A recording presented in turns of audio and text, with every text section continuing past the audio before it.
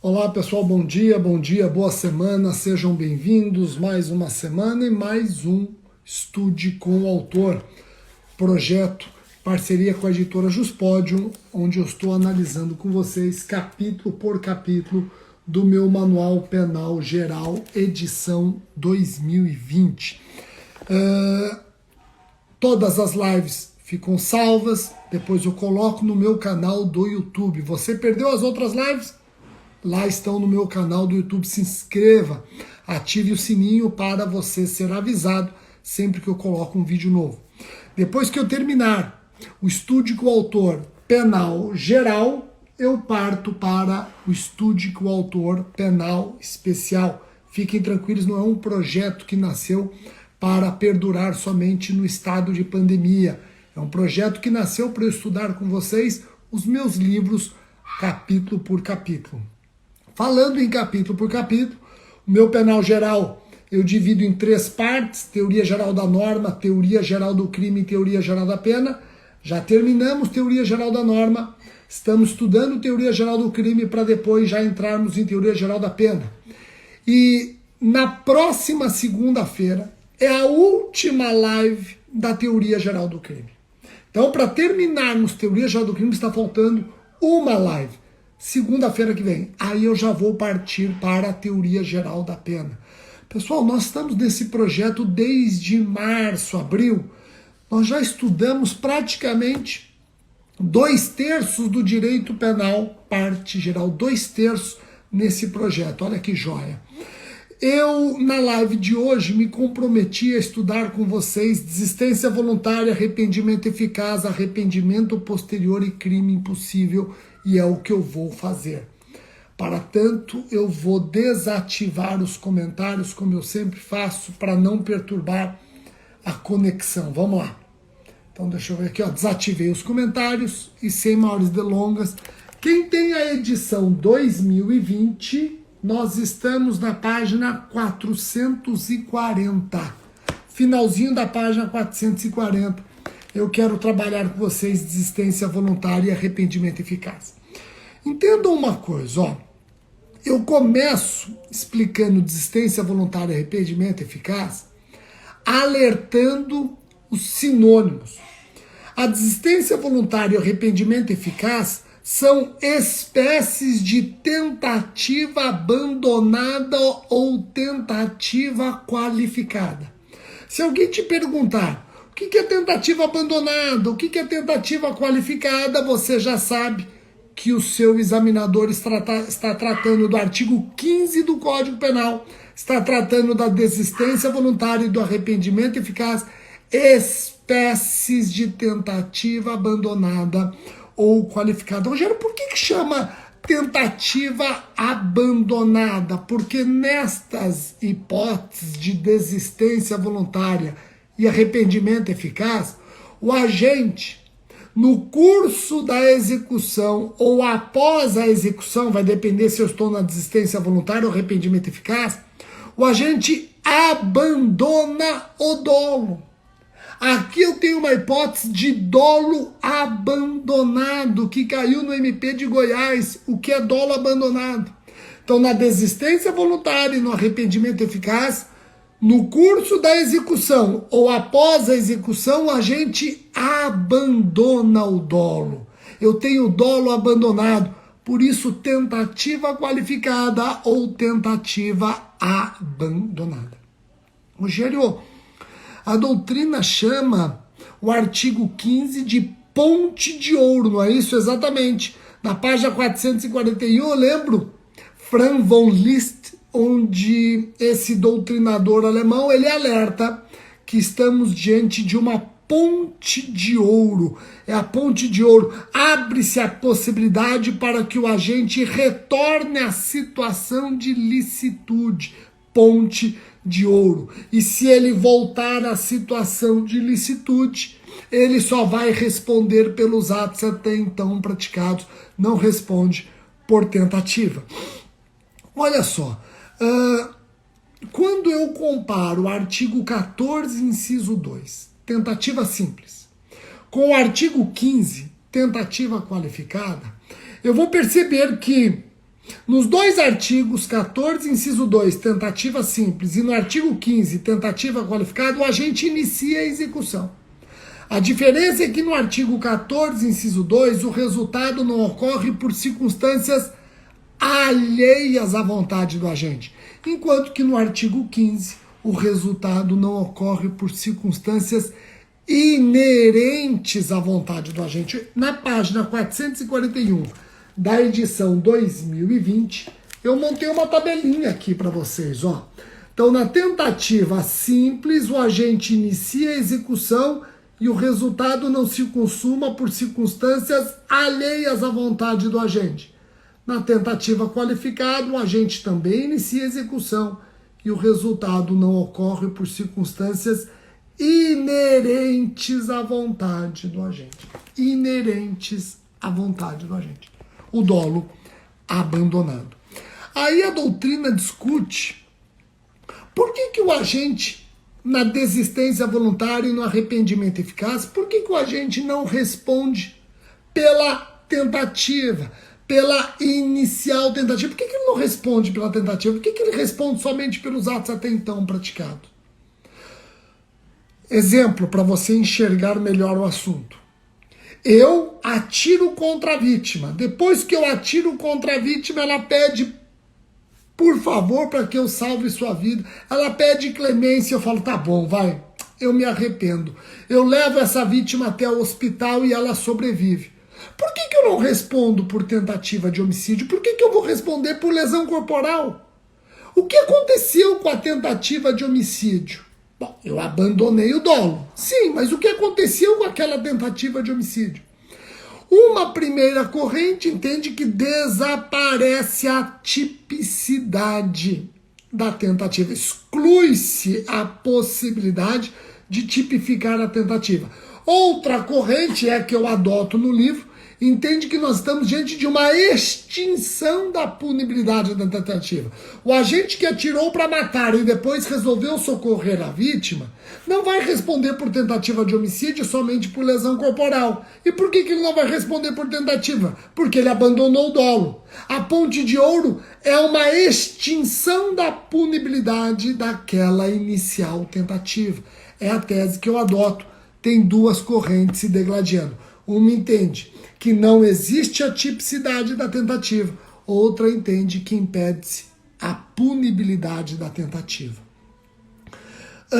Vamos falar primeiro da desistência voluntária e depois do arrependimento eficaz.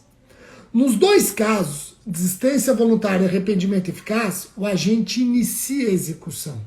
Nos dois casos, desistência voluntária e arrependimento eficaz, o resultado não ocorre por circunstâncias inerentes à vontade do agente. Mas olha a diferença.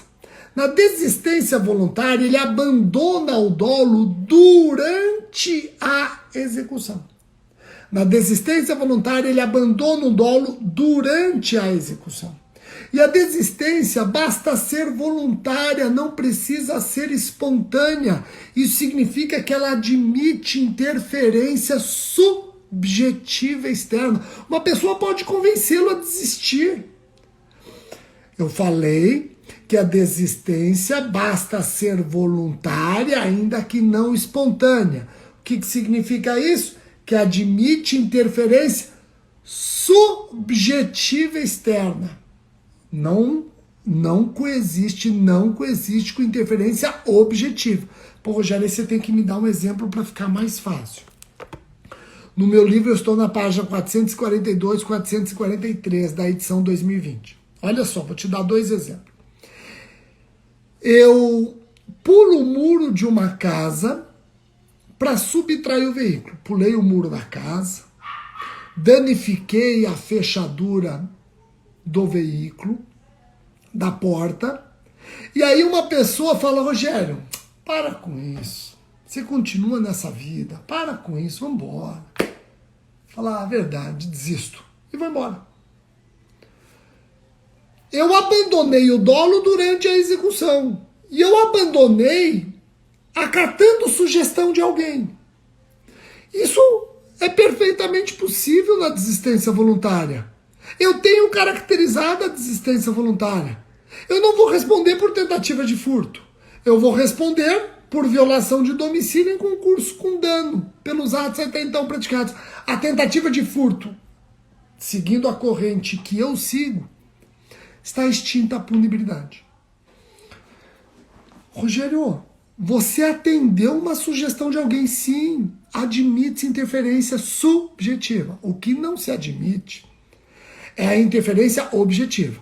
Se eu pulei o muro de uma casa, destruí a fechadura da porta do veículo, e aí acende uma luz, dispara um alarme, eu escuto sirene da polícia e resolvo ir embora, isso não é desistência voluntária.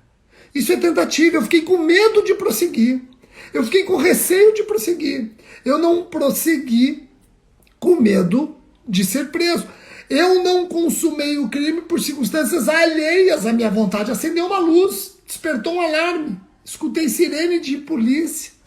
Perceberam a diferença? Perceberam as diferenças entre uma interferência subjetiva, a sugestão de alguém, e objetiva, um alarme, uma sirene? Perceberam? Rogério, se eu pudesse, numa frase, diferenciar tentativa de desistência voluntária, qual frase seria essa? Veja se não fica fácil, ó. Na tentativa, eu quero prosseguir, mas eu não posso.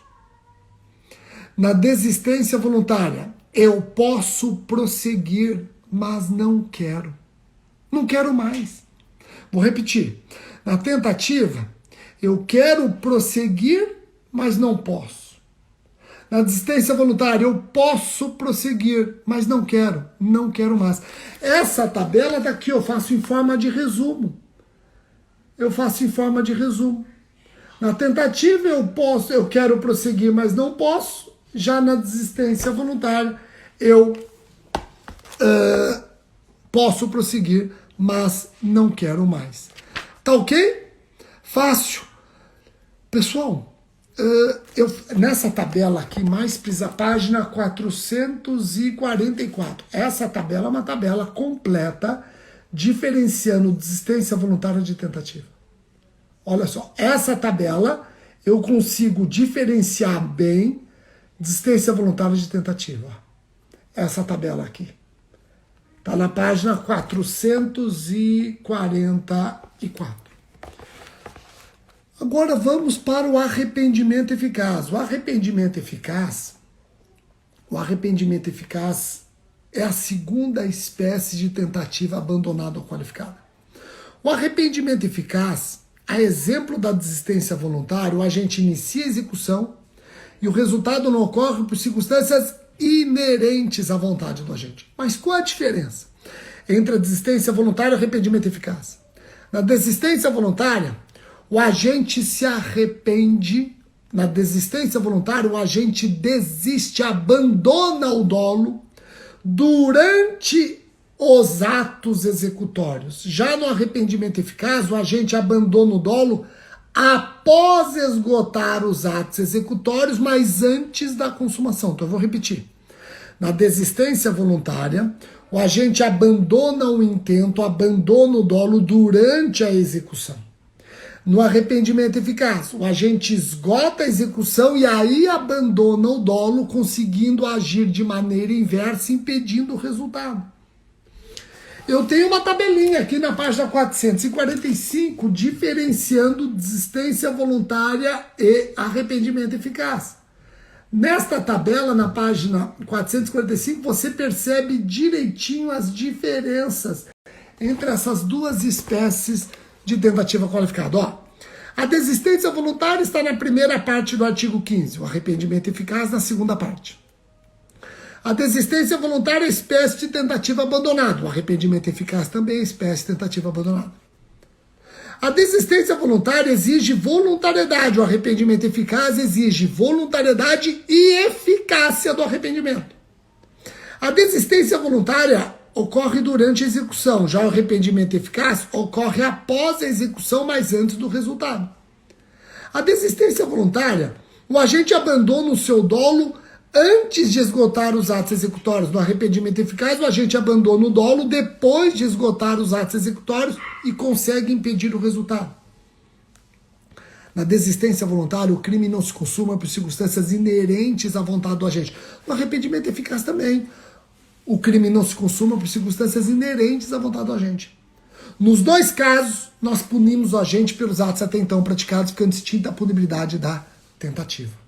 Tá legal? Isso está na tabela da página 445. Rogério, você falou um detalhe importante. Olha só, esse detalhe é mega, E aqui vocês sabem que do meio-dia até as 2 da tarde, este livro vai ficar numa promoção com preço especial no site da editora. E eu vou publicar um post daqui a pouquinho com o código da promoção. Neste post eu quero que vocês me digam, Rogério, eu entendi aquela explicação Mega Thunder que você chamou a atenção. Ó, a explicação é essa aqui. Eu comentei que o arrependimento eficaz pressupõe o esgotamento dos atos executórios. O agente abandona o dolo depois que esgotou os atos executórios. E aí ele consegue agir de modo inverso, impedindo o resultado. Foi isso que eu falei, certo? Foi isso que eu falei. Tá. Se você já sabe que o arrependimento eficaz pressupõe esgotamento dos atos executórios e o agente consegue impedir o resultado agindo de maneira inversa, fica fácil concluir o seguinte: só é possível arrependimento eficaz em crimes materiais. Não é possível arrependimento eficaz em crime formal. Não é possível arrependimento eficaz em crime de mera conduta.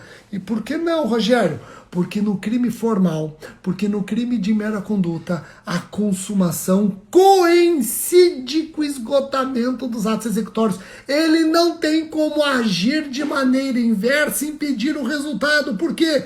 Porque o crime já está consumado. É um crime cuja consumação coincide com o esgotamento dos atos executórios. Então não tem como ele evitar a consumação. Se ele esgotou a execução, o crime já está consumado. Qualquer arrependimento é absolutamente ineficaz, porque, repito, o crime já está consumado. Vejam, arrependimento eficaz só tem cabimento em crime material, não tem cabimento em crime formal de mera conduta. Tem gente que fala, nossa, eu nunca tinha parado para pensar nisso. E cai em concurso, E eu chamo a atenção exatamente na página 445. Na página 445 eu chamo a atenção para isso. Tá ok? Desculpa, na página 444, tá aqui, ó. Eu digo que só tem cabimento nos crimes materiais, nos quais o tipo penal exige a ocorrência do resultado naturalístico para a sua consumação. Eu faço esse alerta na página 444. Esse alerta é importante, eu quero saber se vocês entenderam bem. Depois que nós estudamos o arrependimento eficaz e a desistência voluntária, o artigo 15, tem o artigo 16. O artigo 16 traz o arrependimento posterior. O artigo 16 diz o seguinte: nos crimes cometidos sem violência ou grave ameaça à pessoa, reparado o dano ou restituída a coisa até o recebimento da denúncia ou queixa, por ato voluntário do agente, a pena será reduzida de 1 a 2/3. Pô, Rogério, eu já não estou entendendo nada. Tem desistência voluntária, tem arrependimento eficaz e agora arrependimento posterior? Dá para você resumir isso para mim? Dá. No meu livro, na página 446, eu faço até um esqueminha aqui, ó, para você não confundir os 3 institutos. Então, neste parágrafo, eu diferencio os 3 institutos e eu faço até um esqueminha para você entender aonde cada instituto opera, tá bom? Mas eu vou explicar para vocês, vai ficar fácil. Olha só. Vejam que tranquilo. Na desistência voluntária, o agente abandona o dolo durante a execução. Extingue-se a punibilidade da tentativa e ele responde pelos atos até então praticados. É uma espécie de ponte de ouro. O arrependimento eficaz, ele abandona o dolo depois da execução e evita o resultado. depois da execução e evita o resultado. Extingue-se a punibilidade da tentativa, ele responde pelos atos até então praticados. Outra espécie de ponte de ouro. Já no arrependimento posterior, ele se arrepende depois de consumado o crime. Desistência voluntária durante a execução. Arrependimento eficaz após a execução, mas antes da consumação. E o arrependimento posterior? O arrependimento chama-se posterior porque o arrependimento acontece posteriormente à consumação. O máximo que vai gerar uma redução de pena. Eu não tenho aqui uma ponte de ouro, eu tenho aqui uma ponte de prata. Se alguém te perguntar, ponte de ouro é o artigo 15, desistência voluntária e arrependimento eficaz. Se alguém te perguntar, ponte de ouro é o artigo 16, arrependimento posterior. Então, na página 446, aqui eu faço a diferença entre os três e aí eu vou explicando quando cada um acontece. Durante a execução, desistência voluntária, após a execução e antes da consumação, eu tenho arrependimento eficaz e após a consumação, arrependimento posterior. Olha que fácil isso aqui. Facinho, facinho. O arrependimento posterior, ele pressupõe alguns requisitos cumulativos. Para se valer do arrependimento posterior, o agente deve cometer um crime sem violência ou grave ameaça à pessoa. Crime com violência contra a coisa não impede o arrependimento posterior. Discute se a violência culposa admite ou não o arrependimento posterior. Segundo requisito, deve haver a reparação do dano ou a restituição da coisa. Terceiro requisito, essa reparação do dano ou restituição da coisa até o recebimento da inicial. Cuidado com pegadinha de concurso. Examinador gosta de trocar recebimento da inicial por oferecimento da inicial. É até o recebimento da inicial. E o quarto requisito, por ato voluntário do agente, o arrependimento posterior se contenta com voluntariedade, não exige espontaneidade. Na página 448, eu pergunto, qual a consequência do arrependimento posterior? É a redução da pena. Redução da pena que varia de 1 a 2/3. Mas espera um pouquinho. Como é que o juiz decide essa variação da pena de 1 a 2/3? Eu monto uma tabelinha aqui para vocês dizendo que a variação da redução depende da presteza na reparação do dano ou na restituição da coisa. Quanto mais rapidamente o agente repara o dano, quanto mais rapidamente ele restitui a coisa, maior o quantum da redução. O importante é você olhar na página 448, eu trago situações especiais de reparação do dano ou restituição da coisa que não implicam no arrependimento posterior porque tem norma mais benéfica. Crime contra a ordem tributária, a reparação do dano não gera o artigo 16, pode gerar a própria extinção da punibilidade. Na Lei 9.099, infrações de menor potencial ofensivo, a reparação do dano pode acarretar renúncia tácita ao direito de representar ou oferecer queixa. E aqui eu quero fazer uma observação importantíssima. Nós temos uma jurisprudência mais benéfica do que o artigo 16. Uma jurisprudência prevendo para determinado crime não a diminuição de pena se houver o arrependimento posterior, mas a própria extinção da punibilidade. Que jurisprudência é essa? É a súmula 554 do STF, aplicada para o estelionato na modalidade de emissão de cheques sem fundos. A reparação do dano antes da inicial não permite a aplicação do artigo 16, porque a súmula é mais benéfica. A súmula diz que o agente terá extinta a punibilidade. Então, cuidado com a súmula 554 do STF. É uma súmula que traz uma consequência mais benéfica que o artigo 16. Tá ok? Quem prestou o concurso de Minas viu que o examinador adora fazer perguntas capciosas. E no meu livro, no meu penal geral, eu faço bastante perguntas antes de explorar o assunto. Eu não gosto de introduzir o assunto por meio de uma pergunta. Eu faço isso direto. Aliás, eu faço tanto isso que o livro tem um índice de perguntas. Índice de perguntas. E eu pergunto na página 449. Um crime cometido em concurso de pessoas. Um crime cometido em concurso de pessoas. Reparado o dano por um dos agentes, beneficia o outro?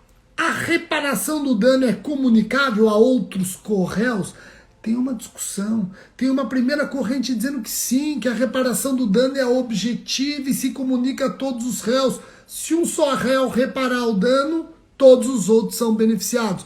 Agora tem outra corrente dizendo que não, que a reparação do dano é subjetiva porque exige voluntariedade.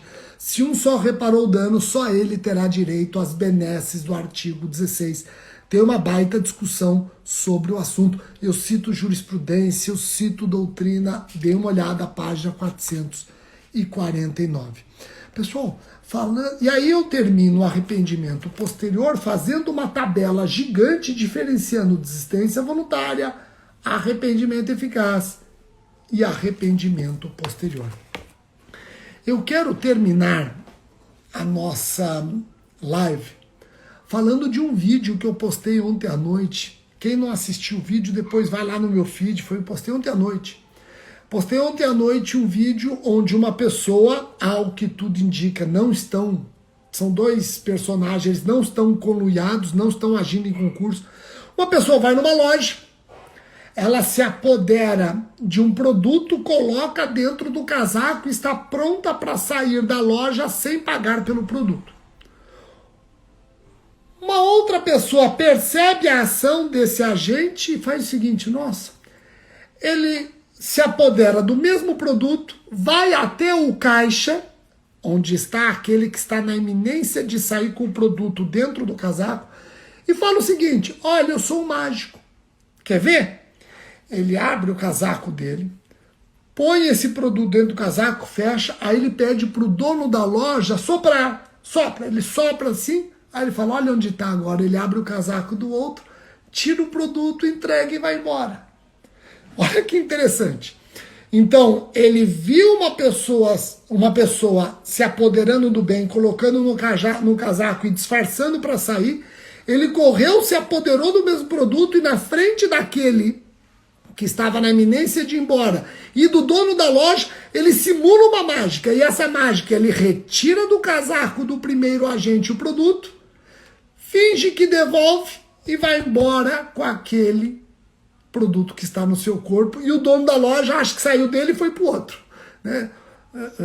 Tinha um juiz que absolvia por culpa exclusiva da vítima.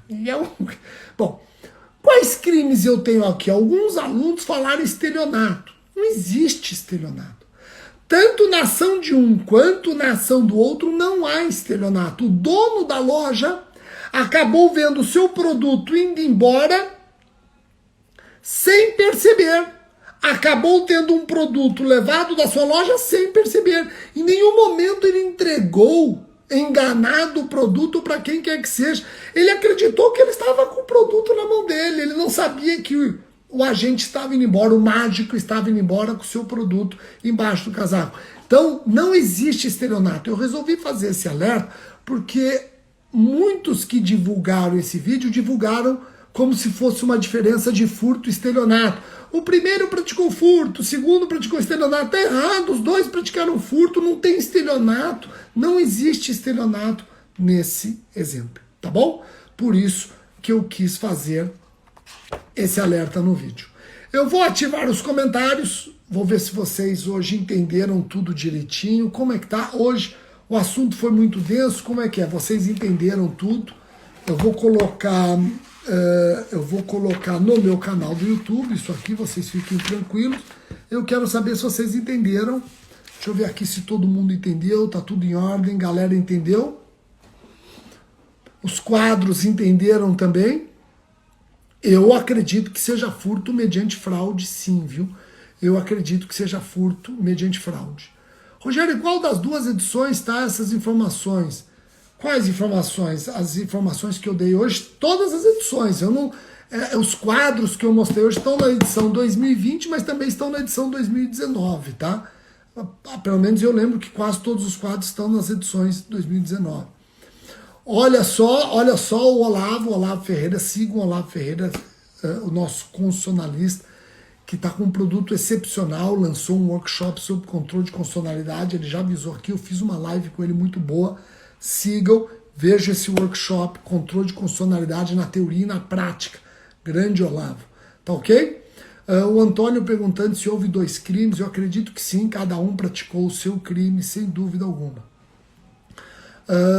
Deixa eu ver aqui, acho que todo mundo entendeu, né? Todo mundo entendeu, tranquilo? Joia? Legal. Pessoal, eu vou encerrando aqui do meio-dia até as 2 da tarde. Este livro fica com... o pessoal pediu para eu falar da Ponte de Diamante. A Ponte de Diamante, um dos criadores dessa expressão foi o saudoso Luiz Flávio Gomes. Ponte de Diamante está muito relacionada ao perdão judicial, na justiça negociada, notadamente na colaboração premiada, tá bom? Hoje eu tenho um compromisso agora no Ministério Público, não vou conseguir chamar ninguém, infelizmente. Na próxima, fiquem espertos que eu posso chamar você a qualquer momento. Abraço, pessoal!